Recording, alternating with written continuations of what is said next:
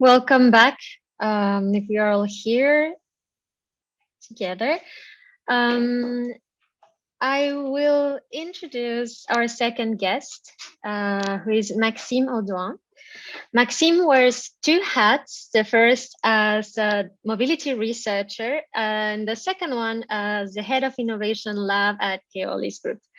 And I'm certain that most of us who have carried out research regarding MaaS know him for his previous work on smart mobility, governance, and his PhD work alongside Professor Matthias Finger, where he conducted a research based on qualitative and case study data. And he looked at the roles public authorities are playing in the development of MaaS. So Maxime, welcome.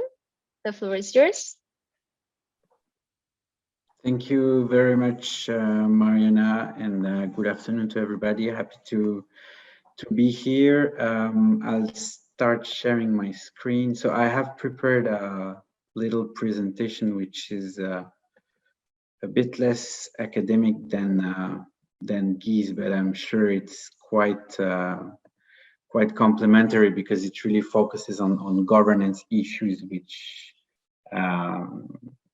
are a key bottleneck in the development of MaaS services. So the idea is really here to take a step back and look a little bit at what's been happening regarding MaaS for the last 5 to 10 years to basically understand what are the main challenges in the development and better prepare the future.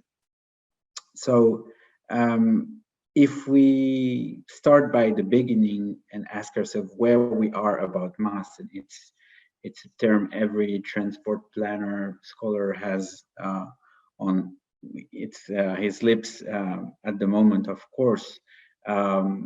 Basically, the term originates from academia, and a master student from the Netherlands that basically first used it to describe carpooling services. So quite far from the definition that MaaS has endorsed today, which really is a mobility distribution model that delivers users' transport needs through a digital interface. But you already had the idea that you can answer people's mobility needs without needing them to own a car. So there was already this idea of ownership versus usership.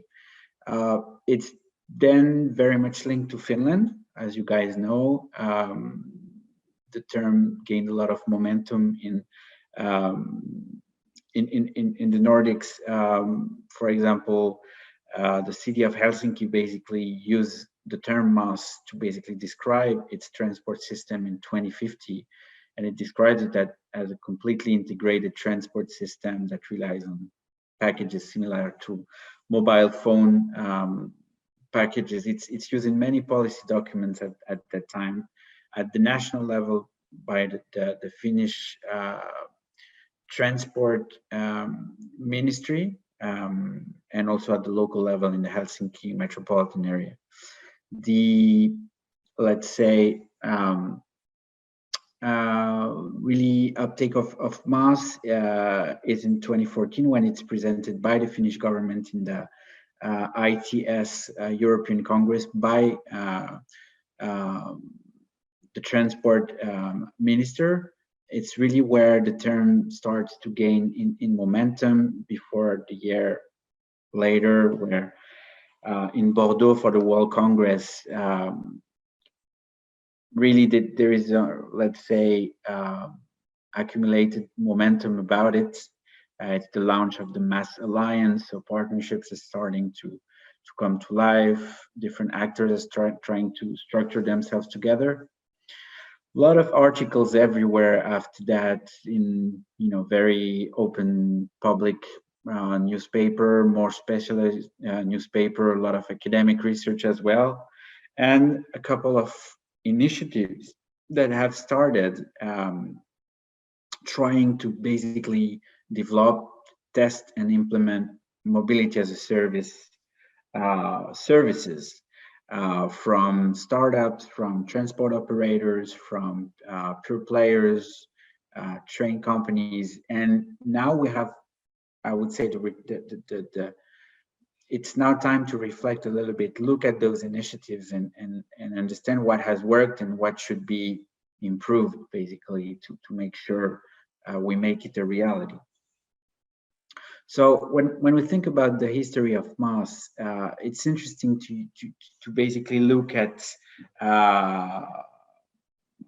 this curve from Google Trend that basically looks at the number of requests focusing on MaaS that has been entered in Google globally over the last 8 years. And what we observe is that it has really reached climax in 2019.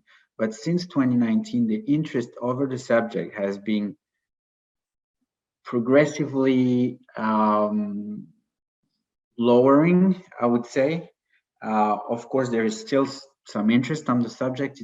It's not as high as it used to be in 2019. And when you have this curve in mind, it makes us think inevitably to one curve we like to use in innovation management, which is the Gartner hype cycle. That basically describes how an innovation is going to mature in time. And we can make really a parallel between MaaS and this curve, where MaaS started to ignite, I would say, in 2011, mainly in Finland. It reached this peak of inflected expectations 2018. And we are now in this so-called through of disillusionment, discovering that it's not so easy to implement a MaaS solution. But if we believe in this Gartner hype cycle, MaaS might reach this plateau of productivity one day. The question is how, and really this presentation aims at understanding the key challenges to reach this plateau of productivity. And in French, we say a little bit with something is going less, that the cheese souffle is falling flat. How can we make sure MaaS is not, and we make it a reality? So there are 5 main identified challenges in the development of MaaS. I will go through first 4 of them and then focus on the 5th one, which really focuses on governance. The first one deals with what I call mobility supply, or you can also link it to the territory, which is in order to integrate digitally different transport solutions and different transport offers, you need to have strong mobility supply on a given territory. So this is a picture taken on Rue de Rivoli in Paris, which might seem a little bit unfamiliar, but on this given picture, you have the proof that in Paris city center, at least, you have a strong mobility supply and a very good mobility offer. So you have bike sharing system, you have 3 different e-scooters, you have a taxi, you have TNC and Uber, you have public transport. So the idea of really the territory and the city center asks the question, what is the right size to consider, what is the right territorial scale to consider to develop a MaaS solution? And we see that city centers are not really the challenge. The challenge is really metropolitan and regional. As far as you go out of the city center, the mobility supply is going to decrease. How can you propose an integrated mobility solution that has a level of service that becomes competitive to private cars, especially in those outskirts of cities and metropolitan areas? And behind this idea of mobility supply, it's really the idea of the physical offer. If you want to integrate it digitally, you need all the steps of integration to be done before. So you need physical integration to be done. You need to make sure you have infrastructure to allow micromobility, for example. It's nice to be interested in integrating everything into an app, but if you cannot integrate those physically, you have a problem. The second key challenge turns around everything about new uses and mobility habits. So one of the fathers of the MaaS ID, as many call him, Sampo Jätinen in Finland, was basically very proud of himself, saying that he had sold his private car and that now all the family was moving using public transport and MaaS packages. I think he's probably the only one to have done so, because today it's very complicated to induce modal shift from private car to um, shared mobility solutions. And actually, there is very low evidence and a lack of data that prove that MaaS is inducing modal shift. The only data we have is from declarative data from the MaaS pilots that have happened. So it's very hard to evaluate those if they have really produced a modal shift. However, we have data about new mobility use from some of the services that are part of MaaS solution, and more specifically on transport network companies, Ubers and Lyft, that we were talking about those in the previous presentation.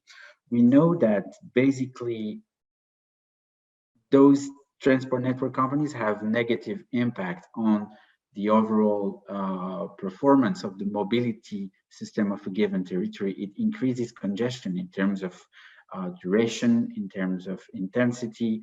It decreases public transport ridership, and it doesn't have any impact on car ownership. So we know that a MaaS solution cannot be built only around transport network companies and ride hailing. So it's very important to consider MaaS around public transport, and which ask a very key question about automated vehicles. So I think it's another understanding of the phenomenon that what Ghee exposed. But public transport, because of its capacity, we're talking about mass transit, MASS, as Mariana said, it has to stay the backbone of the city, and for MaaS, future MaaS to develop. The third brick, I would say, deals about technology. Of course, many people would say that MaaS is not about technology, it's all about governance. I would agree with them. Still, technology might be a bottleneck. If you want to integrate digitally something, you need the different digital parts to basically exist. And digital services, I'm talking about ticketing, digital ticketing services, for example, about APIs for opening data in order to build a integrated trip planner. For example, you need data to be built around the same data referentials. For example, those need to be shared between public transport operators, between micromobility operators, and it's often not the case. So, for example, at Keolis, and I'm taking my Keolis hat here, we had, before COVID, almost no networks that had digital ticketing solution ready. So we could talk about MaaS as much as we wanted. It was a real bottleneck to create a digitally integrated solution for citizens. And the fourth stake challenge I want to mention here is the one about business models, of course, and the good business model for MaaS services hasn't been found yet. Still, what we observe is a transition from MaaS service operators from a B2C model to so business to consumer directly to more to a B2B model or B2G2C, so business to government to citizen. What we observe is that if we are really in a B2C model, what MaaS operators are interested to sell are services that basically make money, such as transport network companies, ride-hailing, e-hailing, which are semi-private, but which we know have a negative impact on the transport system. So it's very difficult to find MaaS services that has good impact on the transport system that is not subsidized. So what we observe and what I believe is one way possible out is a transition from a mobility as a service paradigm to a mobility as a public service paradigm, where a MaaS operator will sell something to the government, to the PTA, which will then make it available for its consumers. So let's now jump into the core of the presentation, which really is about governance, I believe, in which was the focus of my research with Professor Finger. What we did was to observe, so it's qualitative inquiry, so it's not exhaustive and fully representative. It's what we observe in MaaS initiatives that were developed in Europe. We basically observed different governance approaches by public authorities. And here I'm talking about mainly public transport authorities that are key into the development of MaaS, and a little bit about national governments that also have a role to play. So we basically observe 4 approaches, and it's good to have them in mind to then understand the different scenario for MaaS to develop and the different systems that can come to life. So the first approach we observed was what we call governing by doing. It's using governance literature. Governing by doing is where basically the public transport authority is gonna take the lead into the development of MaaS in a very strong fashion, and it's going to internalize and develop the digital platform by itself. It's a little bit what we observe in Vienna with the Viennese Stadtwerk Vienna Linien, that basically decided to create its own subsidiary that would deal with the development of a digital platform. So in this case, the public transport authority really steps up and say, okay, I want to be the main actor in that, and I'm going to do it myself.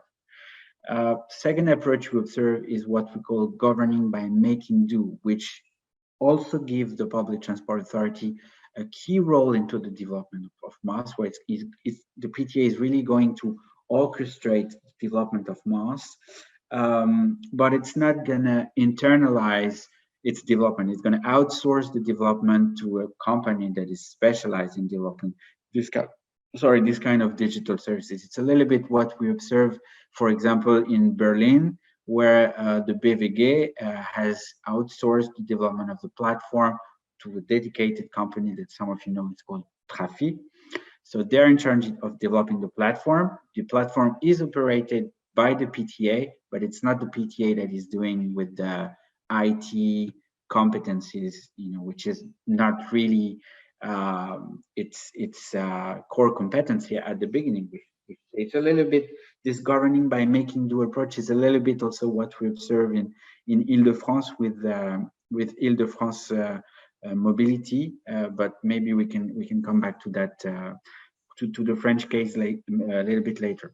The third approach we observe is what we call governing by enabling. So in this case, the public transport authority really has a facilitator role, where it's going to create the conditions to create competition between MaaS operators.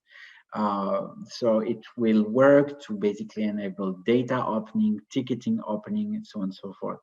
It's from a public transport authority perspective, what we observed a little bit in London these past years, with TfL being really open, a pioneer in basically opening transport data and letting others develop their own app and creating value based on those open data. TfL has only been developing its own app for a year and a half, and quite strongly motivated by COVID. TfL also allowed the reselling of transport tickets, for example, by Citymapper, which is an interesting position, really trying to enable MaaS services to come to life. And it's also something and a position that has been adopted by national governments. If we think about defense, the Finnish Transport Code is really this enabling legislation that aims at making transport actors open their data, open their ticketing APIs, and so on and so forth. The LOM in France, the French Mobility Orientation Law, that was voted late 2019, also goes into the same direction, maybe a little bit less far. We can come back to that later, but it is also something that aims at facilitating the development of MaaS. And the last approach is what we call governing by laissez-faire, where, you know, it might be surprising for some of you, but some PTAs have been quite reluctant to the uprising of third-party MaaS services. And in this governing by laissez-faire approach, PTAs are procrastinating and refusing to open their data, refusing to open ticketing APIs, which jeopardize the development of MaaS services. And as strange as this could sound, it was the approach basically adopted by HSL, so Helsinki Public Transport Authority, for a very long time, who refused to open ticketing API, and which was forced, because of the national legislation, the Transport Code, to open ticketing API, not all of them, but some of them, to third-party resellers. So based on those different governance approach, you have different development models that you can observe. And different governing approaches might lead to different development models. So one might think that if I have a governing by doing or governing by making do approach by the PTA, I'm going to have a closed model, which I will have only one MaaS solution available for the public and no competition. On the contrary, if I have a governing by enabling approach, some might think it might lead to an open model where, you know, you have a lot of competition in the market, basically between MaaS operators. But what we observe is also more and more the development of hybrid models. For example, in Vienna, the PTA developed by itself a digital backend. So it internalized all the developments, but then it sells this digital backend to third-party MaaS provider, which are going to plug themselves on their backend. So the city here internalized the development of this digital MaaS infrastructure. We really have to understand it as an infrastructure in this kind of hybrid model, which is also something we are witnessing in Sweden, in the region of Malmo. Some pilots are on the way, and it's the position of the PTA. Again, making do, yeah, it's what I was saying with Malmo, and Île-de-France Mobilité has also a little bit this approach of creating this digital back end and then allowing some third-party actors to also interact. So to have a little bit of competition, but be in charge of managing what's behind MaaS services and all the data that you need. So about the LOM, and I will speed up because I see time is running. LOM has been and is, I believe, a real accelerator for MaaS to come to reality in terms of data opening. Of course, it goes quite far, but MaaS is also about integrating ticketing and payment and reservations. And we can wonder if the LOM goes far enough.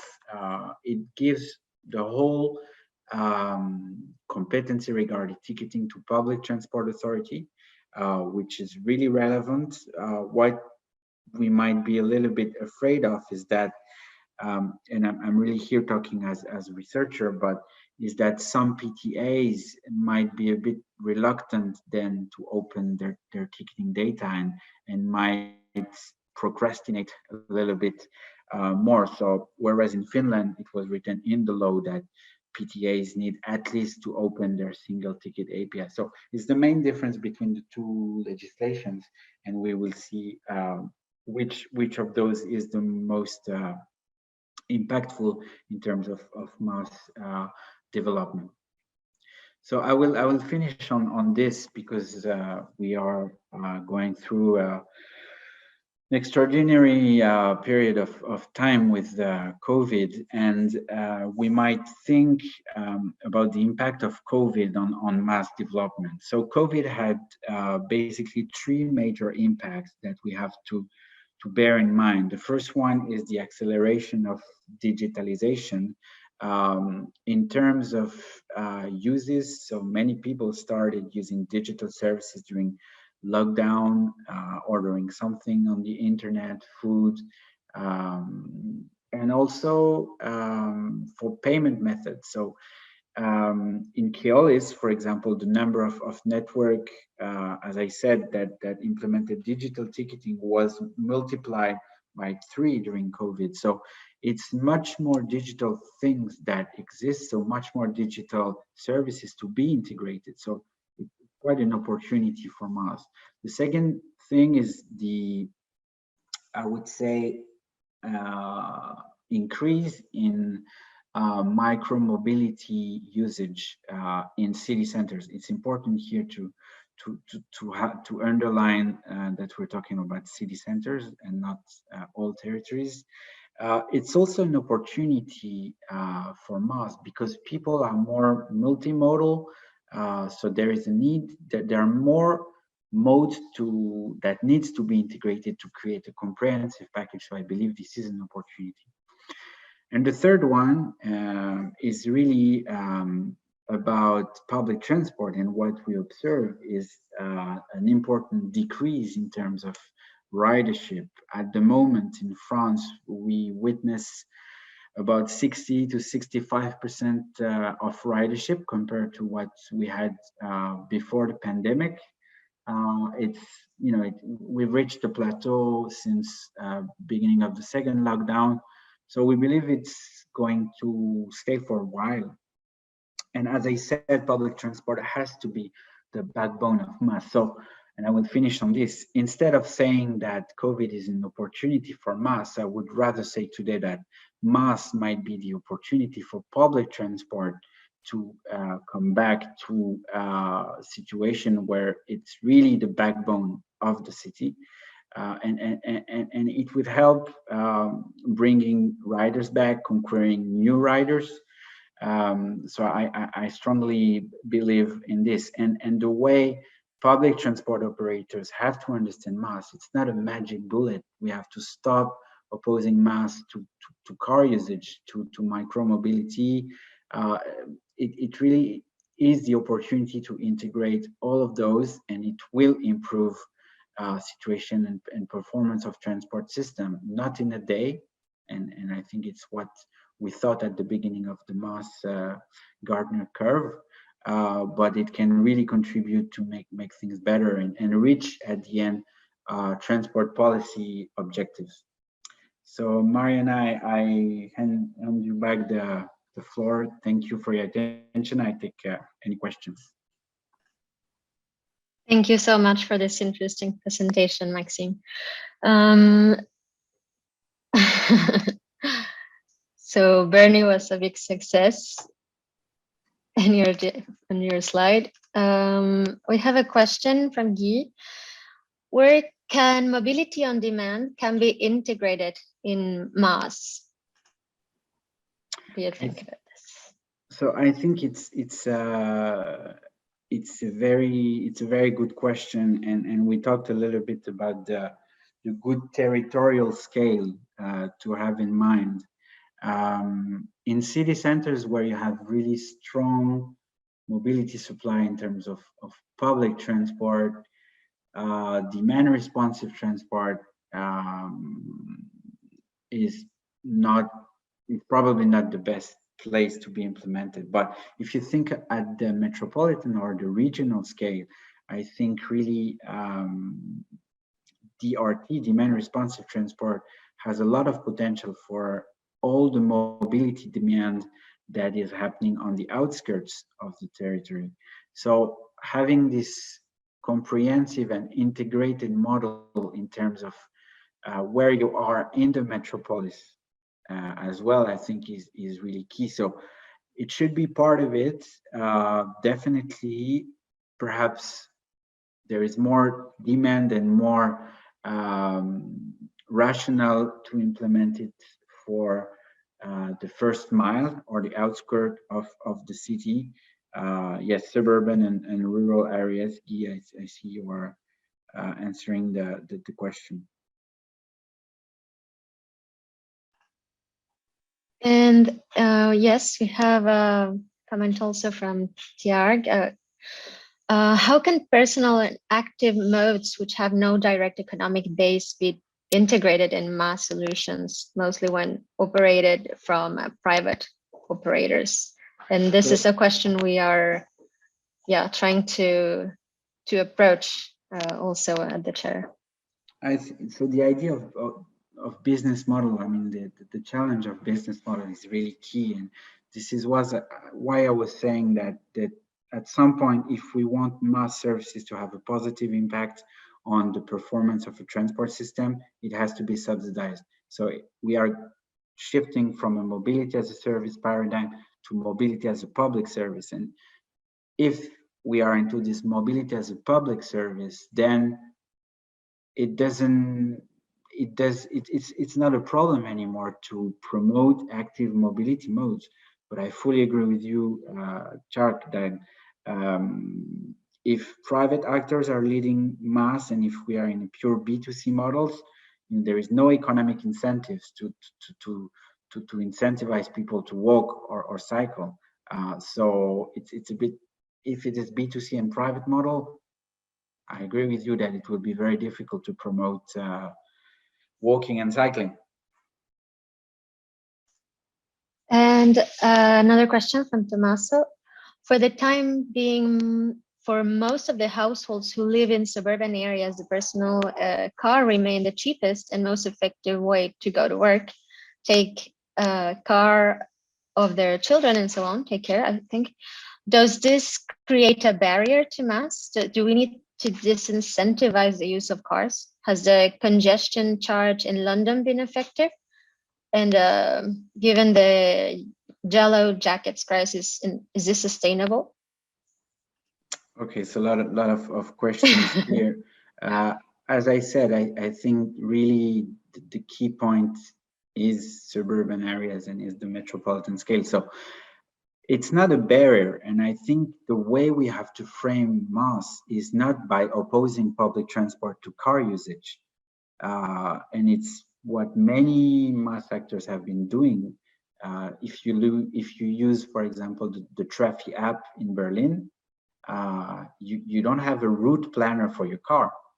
It's a problem. I think we need to integrate it to basically step by step conquer what we call autosoliste in French, which are the hardcore car users. If you always put it in opposition, if you always put car usage in opposition to public transport, then of course you will never succeed in conquering this target. So I think it's important to think of MaaS as also integrating private car travel. And if we do so, we might at some point disincentivize the use of car. The problem is that, of course, you need mobility offer to go in suburban area. You need mobility supply, and DRT can be something. But if you propose a MaaS solution that will integrate private car and DRT, private car users will know that there is an alternative, which at the moment they might not be aware of.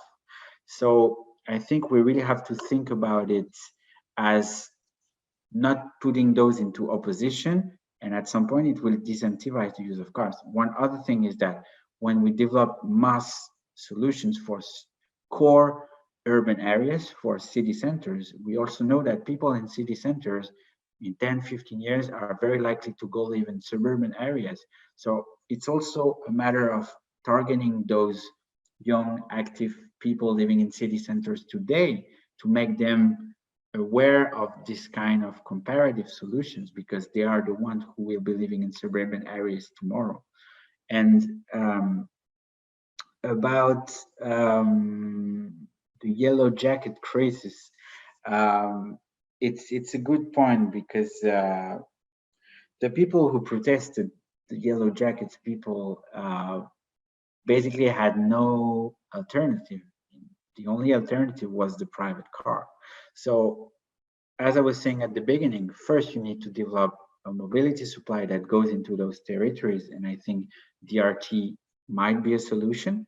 And then you need to build a MaaS solution that integrates DRT, but also their way of traveling now, which is private car. And if you do both, you have more chances to basically convert them and introduce modal shift from private car usage to shared mobility than only proposing an Uber to someone that lives 60 kilometers from the city center. And the congestion charge in London, it's effective in terms of congestion for sure, but it has a terrible social impact because the people that live in the outskirts of the city, many of them do so because they cannot afford to live in city centers, and they cannot afford to take an Uber to go from South London to Piccadilly, for example. So it has a very damaging social impact, I would say. So again, create the mobility supply first, which is the physical offer, and then integrate it, but not oppose it to what they're already doing at the moment, if you want to induce any modal shift, I believe. At least in this period of transition, for sure. I agree with you too, Maxime. So Fleur has a question regarding about MaaS being a northern concept, and what about developing countries? So it's coming from the Nordics in terms of history. When we think of MaaS as a digital service that integrates all the transport mode. Problem you have in other mobility in other developing countries is that what I will say again is you need first to have a good mobility supply, a physical mobility supply, and then you will integrate it later to other transport modes. The problem in developing countries is that this very first mobility supply, public transport, sometimes does not exist or isn't as efficient as we have it in northern countries. So so it's a process, and this is why I don't think it's very wise to go to developing countries and making them hope that MaaS is going to solve everything. No, they first need to create a reliable public transport system that is meshed, that is performant, then integrate it to other transport from a physical point of view. And MaaS will really come at the end as the last layer on the cake, which will integrate the whole. But it's why it has been originating mainly from the Nordics, because they have all those bricks that you need to basically then create a MaaS solution, which is a good transport offer, physical integration, timetable integration, fare integration, all those steps you need to go and then implement the MaaS solution, which will sublime. I don't know if we can say this in English. In French we say sublimer the existing transport offer. Maybe the approach when implementing mobility as a service in developing countries should be also different, right? We should probably, as was mentioned in this morning's session, imagine scenarios that go further from what we can see in European context. Because yes, exactly. But what developing countries can also do differently is already think about physical transport integration. In our cities, and I go back to what Ghee was saying about lock-in effects. We have been planning our cities one way without thinking about physical integration. Develop and we know that now we need to take a step back, think about physical integration retroactively, which costs a lot of money, and it's not so easy to do in historical cities like Paris and Lyon and so on.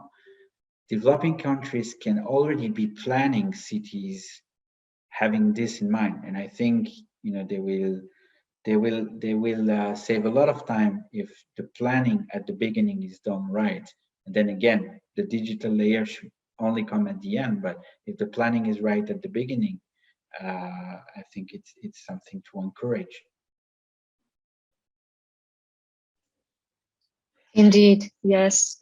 And one maybe last question before proceeding. What do you think could be the outcomes in urban form of mobility as a service? Do you think we are at that point yet, or can we imagine that at what point cities will reshape thanks to this type of innovation? I think it's a good question, but we're still very much far from having any idea how it will impact the urban fabric. I think what we have to have in mind is that it will take time to make an impact, and we've been very impatient to see MaaS in Helsinki and everybody's using it. No, it's only hundreds of people and not tens of thousands as we thought it would. So it will take time to really be used by the people. But I think we will see impacts on the urban fabric way before than any MaaS system lives, with what we are seeing at the moment with COVID, the change of living habits, of mobility habits. This will have an impact on the form of our cities and urban exodes, so people moving from city centers to also suburban areas. I think this will have an impact quite quickly. The impact of MaaS, I think, will be on the urban form will be less dramatic. A interesting reference before closing up. It's I saw that MaaS Global arriving in Japan is creating this partnership with a real estate big company to develop new developments based on mobility as a service terms to lessen the number of parkings. And so yes, as you say, I think it might be sooner than we expected. So thank you so much, Maxime, for this amazing intervention. Thank you so much, Ghee, too, for sharing with us. And thank you everyone who shared thoughts, ideas, and questions in this session. Join us, please, in 15 minutes. Now, indeed, it's a small break to get a coffee. And we'll start the roundtable then. Okay, so see you soon. Thank you. Bye-bye. See you.